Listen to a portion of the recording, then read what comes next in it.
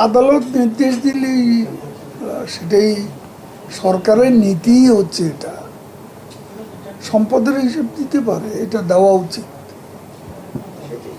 কোনো অসুবিধা নেই, আমি মনে করি দেওয়া উচিত। কেন আপত্তি কোথায় সম্পদের হিসাব দিতে? আপত্তি কোথায়? আপত্তি, আমি যদি অনেস্টলি কার্যক্রম করি তাহলে আর আমার আপত্তি থাকবে?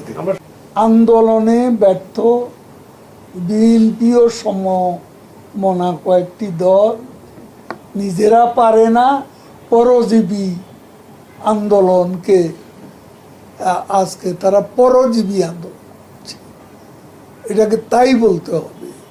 কোটার উপর ভর করেছে, পেনশনের উপর ভর করেছে, নিজেরা ব্যর্থ, অন্যদের উপর ভর করে আজকে স্বীকার করতে চাইছে। তো তারা স্বপ্ন দেখছে, তো দিদার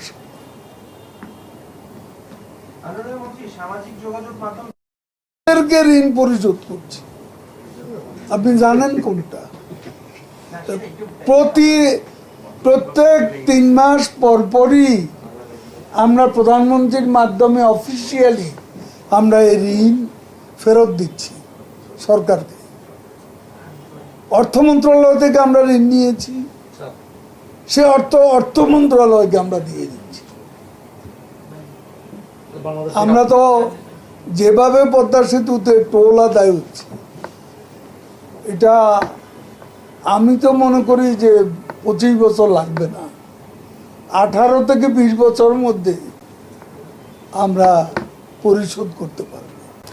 আমরা গভীরভাবে পর্যবেক্ষণ করছি পরিস্থিতি, সময় মতো সাবধান সমাধান হয়ে যাবে। I hope so. And I believe so.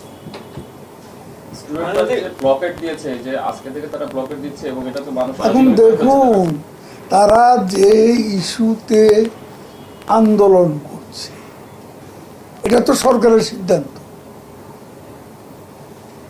আদালত গিয়ে ভিন্ন রায় দিয়েছে। এখন আদালতের ব্যাপারটা যখন চলমান, এটা অ্যাপিল বিভাগে আছে।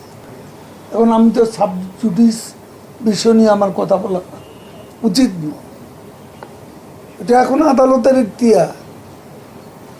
শিক্ষার্থীরা যে বিষয় আন্দোলন করছে, এই সিদ্ধান্ত তো সরকারেরই ছিল, চলমান। আমরা তো এই সিদ্ধান্ত দিয়েছে আদালত।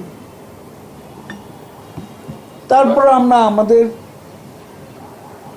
দেশের ব্যাপার, শিক্ষা প্রতিষ্ঠান, আমরা পরিস্থিতি পর্যবেক্ষণ করছি। বসাবসির চেয়ে তাদের সাথে আমাদের যোগাযোগ আছে। তো বসাবসিটা কখন হবে সেটা আমি এই মুহূর্তে বলতে পারছি না, তবে সময় মতো সমাধান